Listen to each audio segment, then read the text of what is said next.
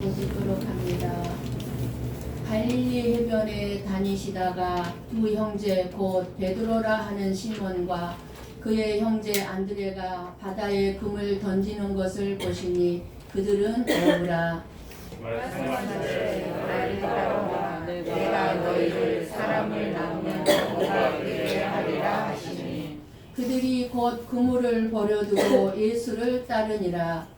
거기서 더 가시다가 다른 두 형제 곧 세베대의 아들 야고보와 그의 형제 요한이 그의 아버지 세베대와 함께 담배에서 금을 주는 것을 보시고 부르시니 그들이 곧 배와 아버지를 버려두고 예수를 따르니라. 아멘. 어느 청년이 하나님의 말씀을 읽으며 기도하면서 밤을 지내고 있었습니다. 이웃 사람들은 모두 잠들었는지 그날 밤 불이 켜진 집은 이 청년의 집뿐이었습니다. 마침 같이 기도를 드리던 아버지께 이 청년이 물었습니다. 아버지, 수많은 사람들 중에 일어나서 기도드리는 사람은 아무도 없네요. 그랬더니 아버지가 말씀했습니다. 그런 말을 하려면 너는 이제 말씀 보고 기도하지 말고 자는 게 좋겠다. 다른 사람들이 어떻게 하든 그런 말은 하는 것이 아니다.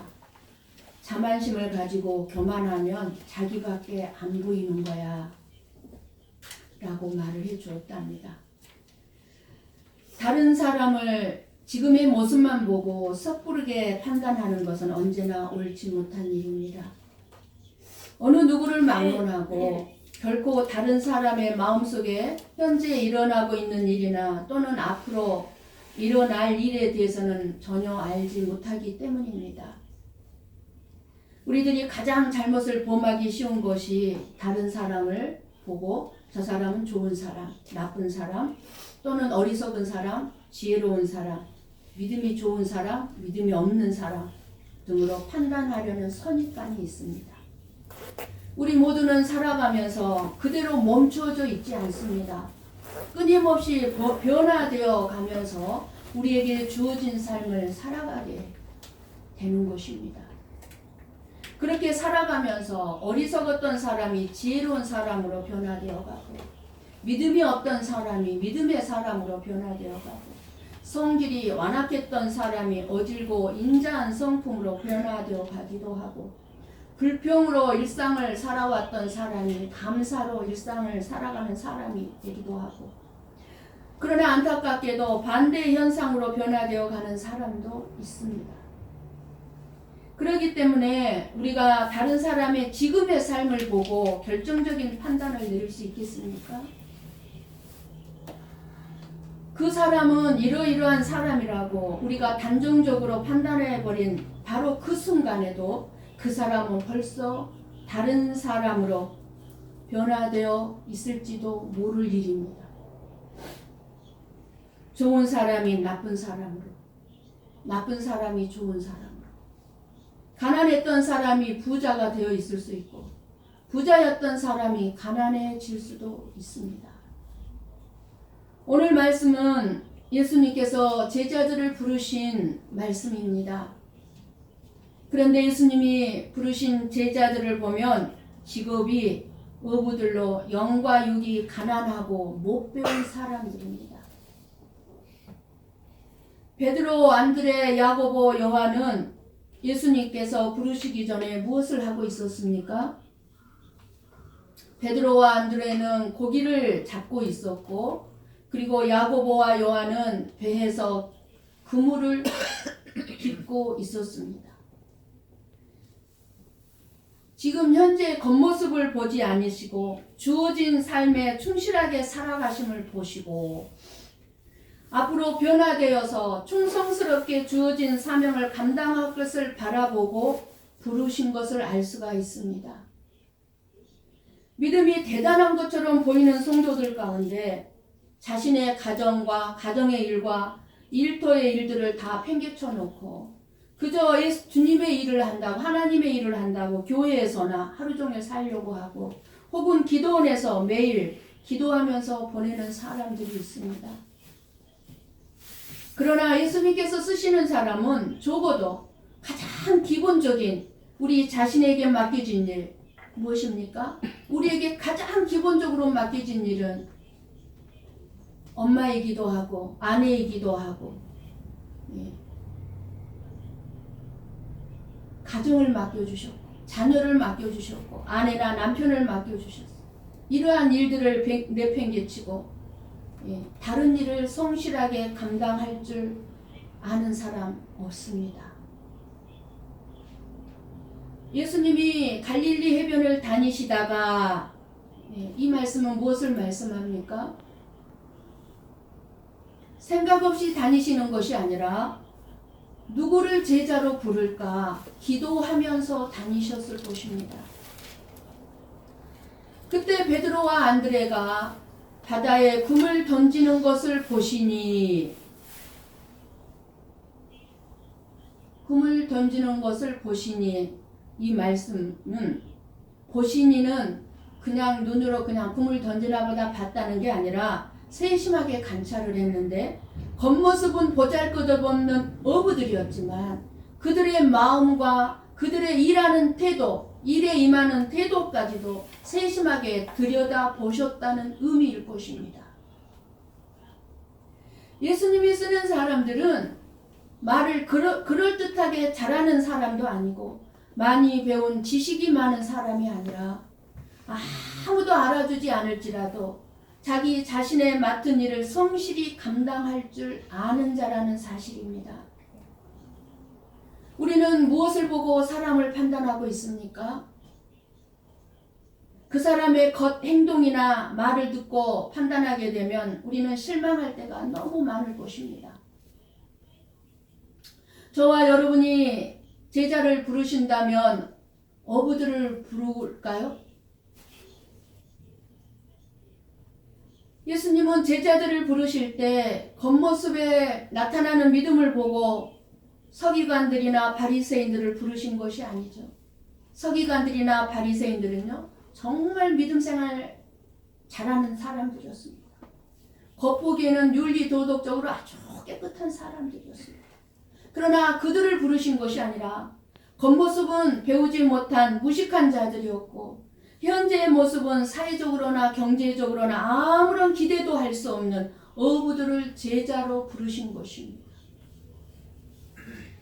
세상 사람들은 언젠가 뉴스를 보니까요, 사업하는 경영자들은 똑똑하고 영리하고 정말 좋은 사원을 뽑기 위해서 관상 보는 관상가까지 대동해 놓고 그렇게 면접 시험을 보고 신입사원을 뽑는다는 뉴스를 본 적이 있습니다.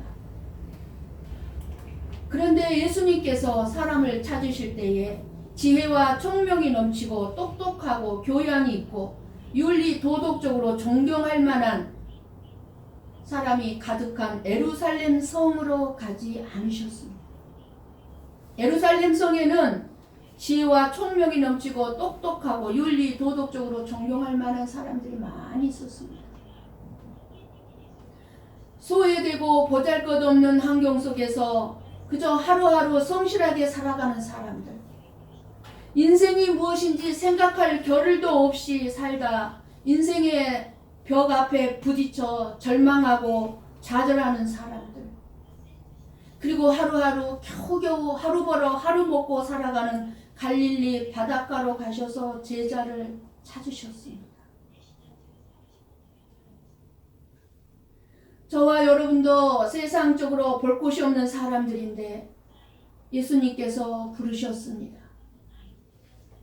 실상 세상에 얼마나 머리 좋은 사람이 많으며 얼마나 똑똑한 사람이 많고 가문이 좋은 사람, 재물이 많은 사람이 얼마나 많습니까? 그런데 아무것도 없는 미련하고 어리석고 윤리 도덕적으로도 깨끗하지 못한 정말 쓸모없는 것 같은 우리들을 예수님께서 제자로 부르셨습니다. 저와 여러분이 예수님을 만났을 때 우리의 인격이 세상의 모습이나 환경에 있었습니까?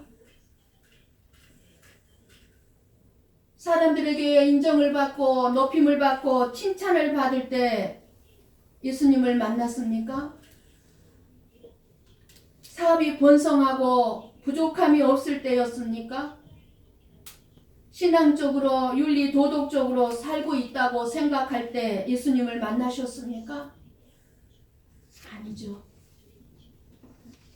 예수님께서는 나라는 존재를 아무도 알아주지 않고 인정해주지 않을 때, 오히려 다른 사람들이 손가락질할 때, 아무도 나를 돌아보지 않고 힘들고 외롭고 고독한 때에 여러분을 찾아오셨고 저와 여러분을 만나 주셨습니다. 그렇다면 우리가 다른 사람을 볼 때 현재만을 보고 인정해주거나 혹은 무시할 것이 아니라 변화될 미래까지 볼 줄 알아야 될 것입니다. 부르심을 받은 제자들의 인생은 예수님이 그들의 삶의 현장에 찾아오심으로 달라졌습니다. 제자들이 예수님에게로 나간 것이 아니라 예수님이 제자들에게 찾아오셨습니다. 우리가 예수님 만난 그 순간도 마찬가지로, 그러나 우리를 만나준 그 순간에 주님께서는 우리에게 새로운 사명을 부여해 주셨다는 사실을 알아야 합니다. 전에는 우리가 내 뜻, 내 고집대로 살아왔지만 이제 예수님을 만난 이후로는 내 뜻대로 사는 것이 아니라 하나님께서 우리에게 전도의 사명을 맡기시고 이 놀라운 일, 구원을 이룰 수 있도록 우리에게 은혜를 부어주셨다는 사실입니다. 제자들을 찾아오셨던 예수님은 오늘 이 시간에도 이 자리에 와 계십니다. 여러분 한 사람 한 사람을 만나시기 위해 오셨습니다. 여러분이 이 자리에 나온 이유야 어떤 이유로 나왔든지 우리가 먼저 예수님을 찾은 것이 아니고 예수님이 우리를 먼저 찾아오셨기에 우리가 이 자리에 나온 줄 믿습니다. 아멘. 예수님이 우리를 먼저 찾으셨기에 우리가 예수님을 믿게 된 것입니다. 사람은 누구든지 예수님이 부르지 않으면 하나님께 나아올 수 없습니다. 이 세상에서 눈에 보이지 않는 하나님을 믿고 따른다는 것, 지금 우리가 예배 드리고 있다는 것, 이 자체가 기적입니다. 아멘. 지난 수요일에 조용은 씨하고 상담을 하는데 박진희 대표님이 아르바이트 인생이었던 자기를 불러 회사원이 되게 해주시고, 그리고 회사에서 아빠 공부, 남편 공부하게 해주시고 예수님을 믿게 해준 것이 자기 인생의 기적이라고 고백하는 것을 듣고 참 감사했습니다. 우리가 여기에 하나님의 자녀로 있는 것은 우리의 선택이 아니요 하나님의 선택입니다. 왜 하나님이 어부들을, 즉 저와 여러분을 선택하셨다고 생각이 드십니까? 어부들은 고기 잡는 일을 계속 해왔기 때문에 이제 새롭게 해야 할 일도 두렵지 않게 됩니다. 사람을 구원하는 일, 즉 사람을 낚는 어부로서 부름을 받았기 때문입니다. 그러므로 저와 여러분은 부귀영화나 성공 출세를 위하여 예수님께서 맡기신 가정이나 직장이나 사업의 일을 하는 것이 아니라 죽어가는 영혼을 살리기 위해서 믿지 않는 아내, 믿지 않는 남편, 믿지 않는 자녀, 그리고 사업을 위해서 일해야 한다는 사실입니다. 구원을 위해서. 그래서 예수님이 나를 따라오라 하셨습니다. 이 말씀은 어떤 장소로 따라오라는 것이 아니라 지금 처한 우리들의 모든 환경이나 삶을 내가 주인인 것처럼 살아온 삶을 내려놓고 예수 그리스도만을 내 삶의 주인으로 삼고 따르라는 뜻입니다. 예수님께서는 제자들뿐만 아니라 저와 여러분에게도 삶의 변화와 철저한 희생과 순종을 요구하고 계신다는 사실입니다. 사실 우리가 예수 그리스도를 따른다는 것은 감정적인 결정에 의해서 감당할 수 있는 길이 아닙니다. 나에게 아무리 소중한 것이라 할지라도 포기할 줄 알아야 하고, 예수님께서 필요로 하실 때 내 자신을 희생할 수 있어야 하고, 내 자존심 같은 것은 쓰레기로 취급할 줄 알아야 따를 수 있는 길이 예수님을 따르는 길입니다. 예수님께서는 이렇게 따르는 자들을 위해서 하나님 나라의 상급을 예비해 놓으셨습니다. 무조건 다 버려라, 무조건 희생만 해라, 무조건 순종해라, 무조건 자존심 상하더라도 참아라. 그걸로 끝나는 것이 아닙니다. 마태복음 19장 27절에서 29절 말씀을 우리 같이 보고 읽고 듣습니다. 같이 봅니다. 이에 베드로가 대답하여 이르되 보소서, 우리가 모든 것을 버리고 주를 따랐사온데 그런즉 우리가 무엇을 얻으리이까? 예수께서 이르시되 내가 진실로 너희에게 이르노니 세상이 새롭게 되어 인자가 자기의 영광의 보좌에 앉을 때에 나를 따르는 너희도 12 보좌에 앉아 이스라엘 12지파를 심판하리라. 또 내 이름을 위하여 집이나 형제나 자매나 부모나 자식이나 전토를 벌인 자마다 여러 배를 받고 또 영생을 상속하리라. 아멘. 예수님의 제자가 되어 따르는 희생과 낮아지는 삶, 모든 것을 버리는 삶에는 결코 헛됨이 없다는 것입니다. 예수님의 부르심에 제자들은 어떻게 반응을 하였습니까? 오늘 본문 20절 봅니다. 같이 봅니다. 그들이 곧 그물을 버려두고 예수를 따르니라. 22절. 그들이 곧 배와 아버지를 버려두고 예수를 따르니라. 베드로와 안드레는 곧 그물을 버려두고, 그리고 야고보와 요한은 배와 아버지를 버려두고 예수님을 따랐습니다. 그물을 버려두고 배와 아버지를 버려두고 예수를 따르니라. 이 즉각적인 행동, 이 즉각적인 순종이 여러분 이해가 되십니까? 어떻게 이렇게 순종할 수 있겠습니까? 여기서 우리의 믿음이 필요합니다. 가장 복되고 겸손한 믿음은 예수님이 부르시는 그 부르심에 나를 맡기는 것입니다. 모든 결과가 어떻게 일어나든지, 그것이 성공으로 나타나든지 실패로 나타나든지 모든 삶을 주님께 맡기는 것입니다.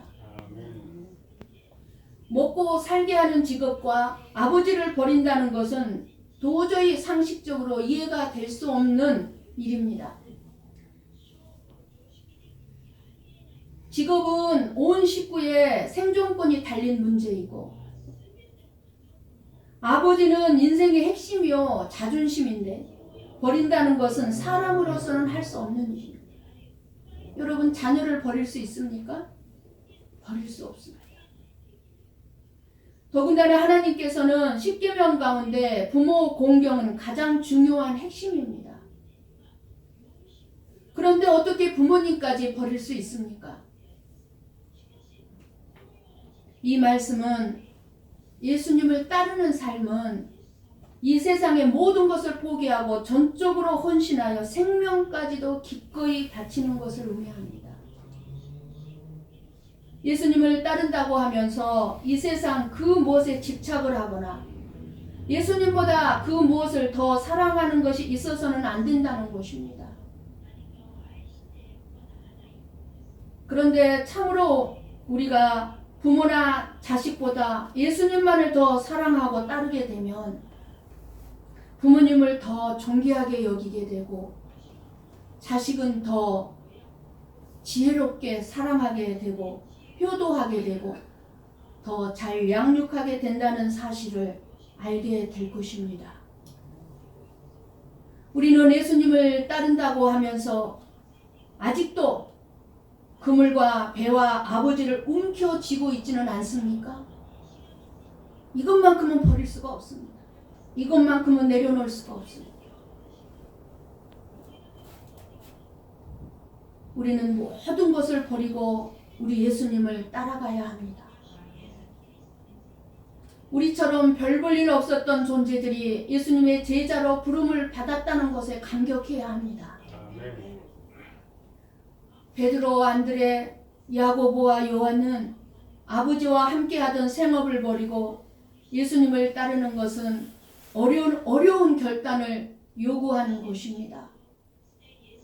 그 부르심에 바로 순종했던 이 4명의 제자들의 모습을 통해서 우리는 예수님께 대한 순종이 가족의 정을 넘어서야 하는 것임을 깨달을 수 있어야 합니다. 이 제자들은 자기들의 현재의 일, 내가 이 고기를 잡지 않으면 우리 가족이 먹고 살 수가 없습니다. 이 현재 일이나 이 가족이 먹고 사는 일이나 나는 너무 배운 것이 없습니다. 무식합니다. 헌신의 어려움이나 부르심에 합당하지 못한 자기 자신들의 무능력에 대해서 그 어떤 이유를 대지 않았음을 알 수 있습니다. 내가 어떻게 주님의 제자가 될 수 있고 사람을 낚는 어부가 될 수 있겠습니까? 어떤 이유도 되지 않았습니다. 오직 자기들을 부르신 예수님의 인격과 예수님의 권위 앞에 그 권위를 바라보고 헌신하려고 순종했을 뿐입니다. 예수님께서 저와 여러분을 부르셨는데 우리가 예수님을 따르는 자세는 어떻습니까? 우리는 예수님을 잘 따르는 사람들입니까? 이유가 없습니까? 뭔가 이것 좀 했으면 좋겠구나, 이것 좀 헌신했으면 좋겠구나 할 때 이유를 대지 않고 있습니까? 그렇다면 저와 여러분도 지금 사람 낚는 어부가 돼 있어야 합니다.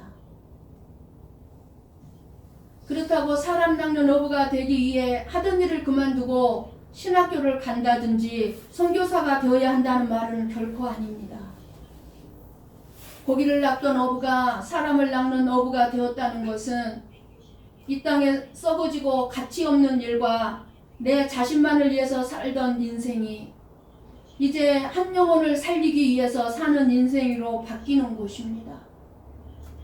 저와 여러분의 삶의 목적, 삶의 가치관이 바뀌어야 한다는 것입니다. 우리들 가운데는 여러 가지 하나님이 주신 일을 가지고 있습니다. 가정주부도 하나님의 일이고 사업도 하나님의 일이고 회사원도 하나님의 일이고 아르바이트를 하는 일도 하나님의 일입니다. 예수님께서는 그 일들을 주실 때는 우리가 그 일을 통해 나와 내 가족이 먹고 살라고만 그 일을 주신 것이 아니라 가정이나 직장이나 사업을 통해서 생명을 건지라고 그 일을 하도록 허락하신 것입니다. 이 세상 모든 것이 다 우리 예수님의 것인데 이런 넓고 크고 위대하신 예수님이 저와 여러분을 예수님의 제자로 부르셨으니 얼마나 감격된 일입니까? 감격으로 느껴지고 있습니까? 우리는 정말 영광스러운 예수님의 제자로 부름을 받았습니다. 그러므로 우리는 힘써 예수님의 복음을 증거하는 일에 충성을 다해야 할 것입니다. 지금 저와 여러분이 하는 일보다 더 중요한 것이 사람 낚는 일을 하는 것, 바로 내 가족을, 내 옆에 있는 직원을, 믿지 않는 이웃을 구원하는 것입니다. 재물과 인간관계보다 더 우선되어야 하는 것이 예수님을 따라가는 일입니다. 이 일에 순종하려면 이 세상의 것을 포기하는 일이 없이는 이루어지지 않고 나를 죽이지 않으면 절대로 할 수 없습니다. 사랑하는 성도 여러분, 부름받은 예수님의 제자들처럼 2020년도 이제 한 달 남았습니다. 마무리해야 하는 우리들에게도 우리가 알지 못했던 내 능력을 예수님 안에서 발견할 수 있는 시간이 되시기를 바랍니다. 2021년도에 여러분에게 하나님께서 어떤 감동을 주신다 할지라도 거기에 이유를 대지 아니하고 순종할 수 있기를 원합니다. 예수님은 오늘도 사람 낚는 어부를 찾고 계십니다. 자격과 능력은 우리가 고민할 몫이 아니라는 사실입니다. 나는 이런 자격이 없어요. 나는 능력이 없어요. 우리 힘으로 하는 것이 아니라는 사실입니다. 저는 지금까지 이번 다니엘 21일 기도 기간에도 나의 자격과 능력이 없음을 가지고 고민했습니다. 그리고 기도했습니다. 그럴 때 내가 해야 할 일은 부르심에 순종하며 따라가며 헌신하는 것뿐이라는 사실입니다. 내가 능력이 있어서, 네가 자격이 있어서 이 자리에 있는 것이 아니라는 사실입니다. 그러나 내 안에 능력을 주시는 분, 그 능력을 주시는 분이 내 안에 계시기 때문에 그 능력이 나를 사로잡아 이끌어 갈 거라는 사실입니다. 여러분도 마찬가지입니다. 지금 이 세상을 바라보면 파손당한 배와 같은데 더구나 코로나로 인해 가라앉은 배 같습니다. 수많은 가정들이 깨어져서 불안하고 애로운 인생을 살아가고 있고 직장을 잃어버리고 또 직장을 찾지 못해 절망하고 있고 많은 사업뿐만 아니라 수많은 사람들의 삶의 윤리와 도덕이 타락하여 무너져 내리고 있습니다.